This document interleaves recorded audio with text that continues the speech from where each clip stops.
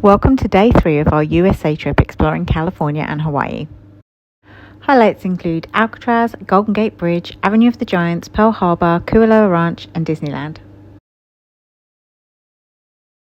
Today we left San Simeon and headed 152 miles north to Monterey. We took a detour south to Carmel-by-the-Sea and Bixby Bridge. We arrived at our first destination of Carmel-by-the-Sea. We wandered around the streets looking at the fairy tale cottages and the Hansel and Gretel houses. There is a traditional sweet shop called the Cottage of Sweets that is worth a visit to grab some tasty treats. Carmel has a unique law dating back to 1963 that requires a permit for high heels over 2 inches. Don't forget to pick up your free permit at City Hall. We took a stroll down to the beautiful white sands of Carmel Beach. This stunning stretch of coast offers an array of amenities and is great for surfers. We headed to Dimitri Cafe for lunch as we were celebrating a birthday and looking for a nice venue. We hadn't booked, but we didn't have to wait long for a table of 6. We enjoyed our lunch and the food was of a good standard. After lunch, we made our way to the famous Bixby Bridge. There are some parking spots on the right-hand side of the road, but there is a larger parking area to the left. Bixby Bridge was completed in 1932. The bridge was built as a way to link northern and southern California via Big Sur. People were provided with a new route of transportation to commute and trade along the west coast. At 260 feet high and 700 feet long, it is the longest concrete bridge in California. The bridge has featured in many films such as Play Misty for Me, Escape to Witch Mountain, The Sandpiper, and the 2022 film Top Gun Maverick. It is also in the video game Grand Theft Auto 5. And in TV shows Then Came Bronson and HBO's hit show Big Little Lies starring Nicole Kidman and Reese Witherspoon. It was definitely worth a detour to see such an iconic sight.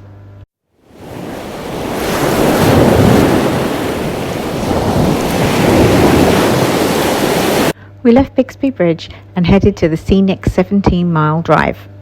Some parts of the route can get quite congested. There is a fee of $12 per car to drive this route. The route takes you through the world-class Pebble Beach golf course. Pebble Beach Golf Links is on the shortlist of must-play courses for golfers around the globe. The route has 17 stops. We didn't have time to explore every stop, so we picked the 5 that we most wanted to see.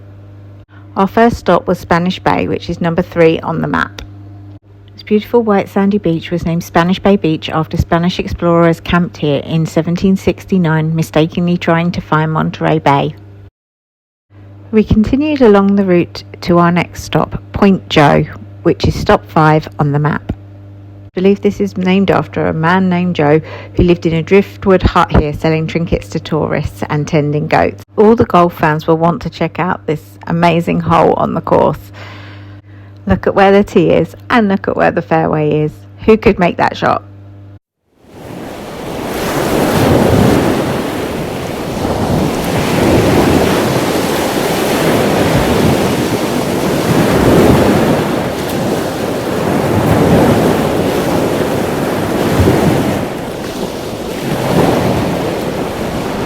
Our next stop was Bird Rock, which is number 7 on the map. The rock is a buzzing hub for wildlife, including birds, harbour seals and barking sea lions.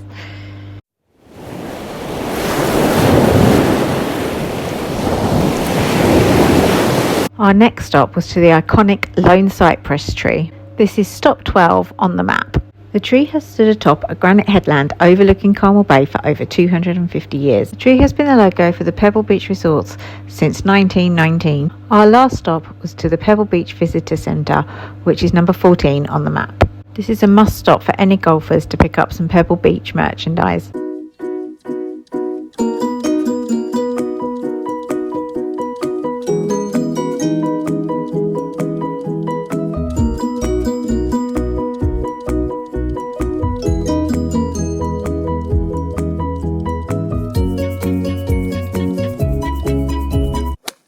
We then headed to our overnight accommodation at Victorian Inn in Monterey.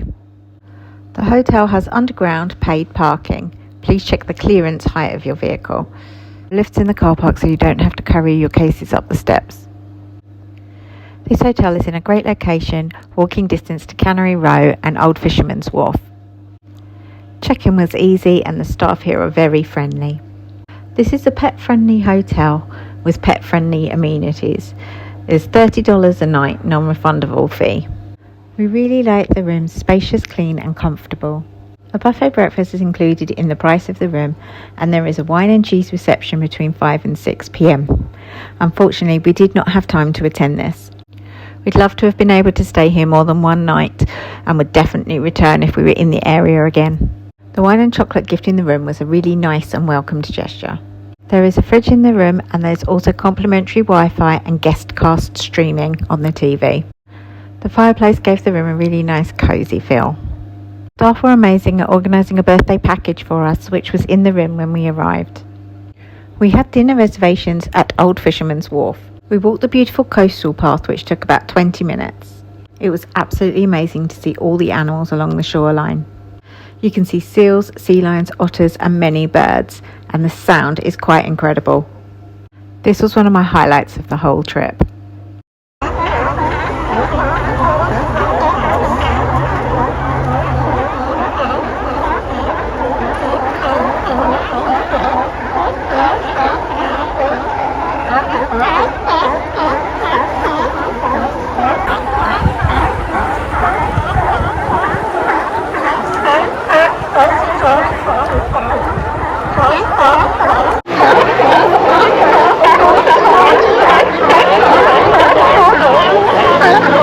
If you're enjoying this video, please like and subscribe if you'd like to take it.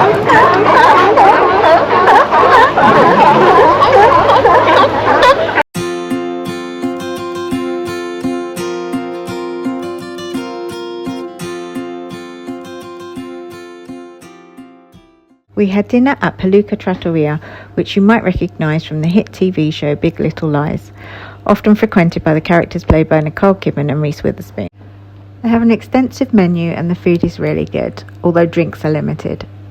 If you like this video, please watch day 5 of our trip, where we explore more of Old Fisherman's Wharf, Cannery Row and head to San Francisco.